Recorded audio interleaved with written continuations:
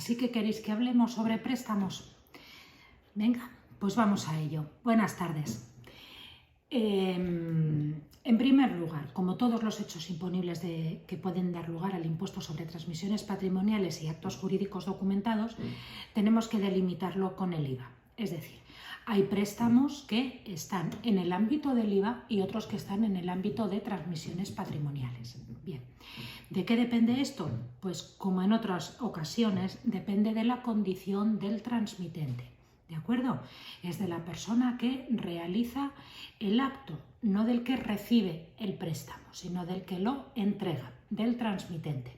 Bien, en este caso, como en todos, si el transmitente es un sujeto pasivo de IVA, ya nos estaríamos moviendo en el ámbito del IVA y por tanto no estaría sujeto a la modalidad de transmisiones patrimoniales, sino que como mucho nos podríamos circunscribir a la modalidad de acto jurídico documentado, siempre y cuando tuviera alguna garantía que fuera inscribible, por ejemplo, una hipoteca. ¿De acuerdo?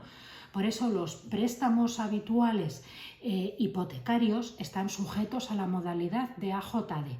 ¿Por qué? Porque el préstamo está en el ámbito del IVA, no va a ir por la modalidad de transmisiones patrimoniales, pero sí que tienen una garantía inscribible, como es la hipoteca, y se reúnen varios requisitos, que son que venga en escritura pública, que tenga un contenido valuable y que sea inscribible en el registro de la propiedad. Por eso, una póliza de préstamo nunca será objeto de liquidación del impuesto de transmisiones patrimoniales y actos jurídicos. Por una parte, no será de la modalidad de transmisiones patrimoniales, porque si el transmitente es una entidad financiera, sujeto pasivo de IVA, ámbito del IVA, incompatible con TPO. Pero tampoco podrá estar sujeto a la modalidad de AJD si es una póliza, puesto que no se considera una escritura pública. Aunque haya avalistas, etcétera, todo esto no es inscribible en el registro de la propiedad y por tanto pues no va a reunir los requisitos de la AJD. Solo las escrituras que contienen un préstamo con garantía hipotecaria. Y eso sí, a lo largo de la vida del préstamo hipotecario puede haber novaciones que podrían estar sujetas, puede haber redistribución de la garantía hipotecaria que también puede estar sujeta, etcétera. Pueden surgir otros hechos imponibles a lo largo de la vida del préstamo. Pero hoy me quiero centrar en la constitución de los préstamos, en el otorgamiento de los préstamos y por eso solamente los préstamos con garantía hipotecaria concedidos por los bancos están sujetos. Ahora bien, el tema por el que entiendo que tenéis más interés en este hecho imponible es por los préstamos entre particulares, es decir, una persona cualquiera le puede prestar dinero a otra. ¿De acuerdo? Y si esta persona no es un sujeto pasivo de IVA en el ejercicio de su actividad, es decir, que es una persona física, una persona particular que le presta dinero a un familiar o a otra persona, ahora sí que estamos dentro de la modalidad de transmisiones patrimoniales onerosas. ¿De acuerdo? Eso sí, de acuerdo con el artículo 45.1b.15, los préstamos entre particulares van a estar exentos del impuesto, es decir, no pagan. Es decir, préstamos entre particulares, modalidad de transmisiones patrimoniales. No se requiere escritura pública, puede ser un documento privado, porque al ser por la modalidad de transmisiones patrimoniales no es algo que se exija, ¿de acuerdo? Puede ser un documento privado. Las personas que intervienen, a menudo nos preguntáis, ¿un padre le presta dinero a un hijo? Pues hombre, es habitual que un padre le preste dinero a un hijo, más que entre desconocidos, pero no es un requisito para que el impuesto de transmisiones patrimoniales esté exento. Cualquier préstamo entre cualquier persona particular. No hace falta que les una un vínculo de parentesco y mucho menos de determinado grado. Puede ser entre cualquier persona. Siempre están exentos. También nos preguntáis si influye el hecho de cobrar intereses o no. Bueno, pues el hecho de cobrar intereses afectará al IRPF o a otros impuestos, pero al impuesto sobre transmisiones patrimoniales tampoco afecta. ¿De acuerdo? Entonces, sean cuales sean estas condiciones de los préstamos, en la modalidad de transmisiones patrimoniales son un hecho imponible, pero exento. ¿De acuerdo? Nunca tienen que pagar. Eso sí, se trata de que sea un préstamo. Y por eso en la Consejería de Hacienda presentaréis un contrato de préstamo firmado por las partes. Lo cierto es que requerimos muy poca formalidad, es decir, el préstamo puede ser muy sencillo, pero eso sí, tiene que contener unas cláusulas básicas, unas cláusulas que lo definen al préstamo como tal y que no cabe duda de que vaya a ser una donación o algún otro hecho imponible de otro impuesto, ¿de acuerdo? Es decir, los requisitos del préstamo pues son muy básicos, pero tienen que reflejar claramente que es un préstamo y que ese documento no es un fraude de ley porque enmascara otro hecho imponible diferente.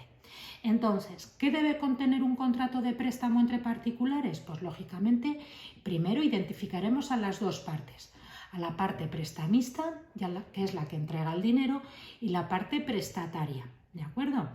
Se recoge que acuerdan prestar unos a otros la cantidad de dinero, la que sea, se establece.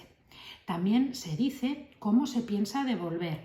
No es necesario establecer unos plazos en concreto o decir que se va a devolver en cuotas mensuales, trimestrales, como sea.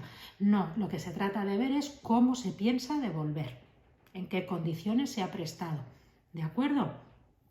No tiene por qué ser mensual, no tiene por qué ser trimestral, pero sí que en el contrato tiene que quedar claro cómo se piensa devolver. Sobre todo por eso, para dejar claro que es un préstamo y que lo que se quiere hacer es un préstamo, no que es una donación o que es otro tipo de hecho imponible. Entonces, se establecerá que las condiciones, también se puede poner si se van a cobrar intereses o si no se van a cobrar. Y bueno, firmarán ambas partes, ¿de acuerdo? Como veis, es un contrato bastante sencillo. Más cosas que pueden ser interesantes. Bueno, hay veces que al hecho imponible del préstamo le acompañan otros hechos imponibles. Por ejemplo, hemos dicho que va a estar exento de TPO un préstamo entre particulares, pero ¿y si se eleva a público? ¿Se puede hacer ante notario? Como hemos dicho antes, no es necesario hacerlo ante notario, pero se puede hacer. En ese caso devengará un impuesto por la modalidad de AJD, pues si es entre particulares no, porque está sujeto, aunque esté exento, y al estar sujeto a la modalidad de TPO es incompatible con la de AJD, ¿de acuerdo? Aunque esté exento, está sujeto a TPO y por tanto incompatible, no va a estar sujeto a la modalidad de AJD, ¿de acuerdo?